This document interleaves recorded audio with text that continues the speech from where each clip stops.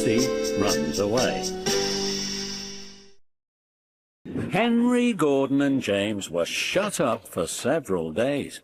At last, the Fat Controller opened the shed.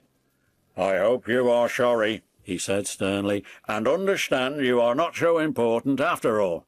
Thomas, Edward and Percy have worked the line very nicely. They need a change, and I will let you out if you promise to be good." "Yes, sir," said the three engines, "we will." "That's right, but please remember that this no shunting nonsense must stop." He told Edward, Thomas and Percy that they could go and play on the branch line for a few days. They ran off happily and found Annie and Clarabel at the junction. The two coaches were so pleased to see Thomas again, and he took them for a run at once. Edward and Percy played with trucks. "Stop! Stop! Stop!" screamed the trucks as they were pushed into the proper sidings. But the two engines laughed and went on shunting till the trucks were tidily arranged. Next, Edward took some empty trucks to the quarry, and Percy was left alone. Percy didn't mind that a bit. He liked watching trains and being cheeky to the engines. "Hurry, hurry, hurry!" he would call to them.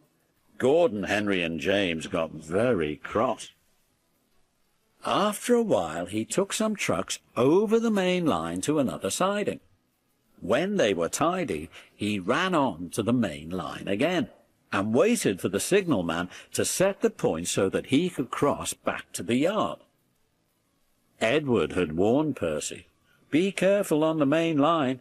Whistle to tell the signalman you are there." But Percy didn't remember to whistle, and the signalman was so busy and forgot Percy. Bells rang in the signal box. The man answered, saying the line was clear, and set the signals for the next train. Percy waited and waited. The points were still against him.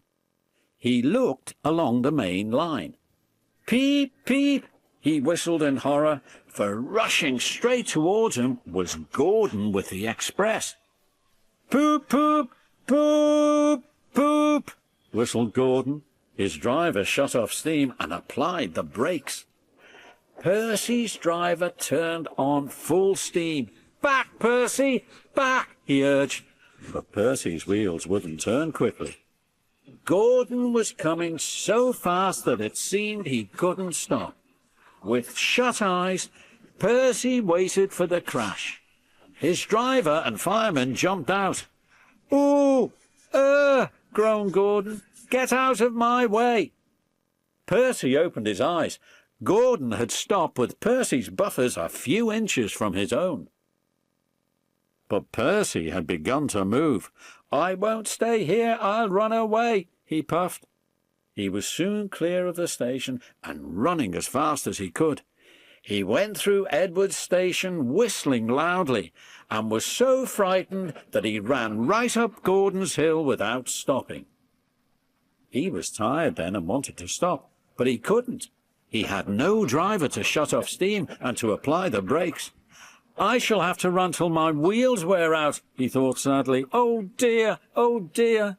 I want to stop, I want to stop," he puffed in a tired sort of way. He passed another signal box. "I know just what you want, little Percy," called the man kindly.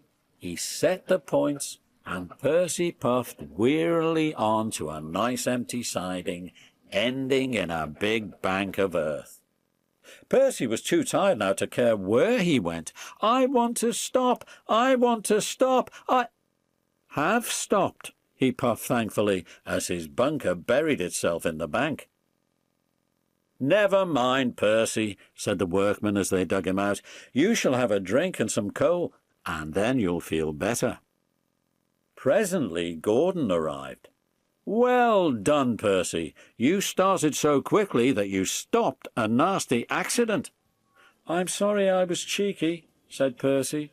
"You were clever to stop." Percy now works in the yard and finds coaches for the trains.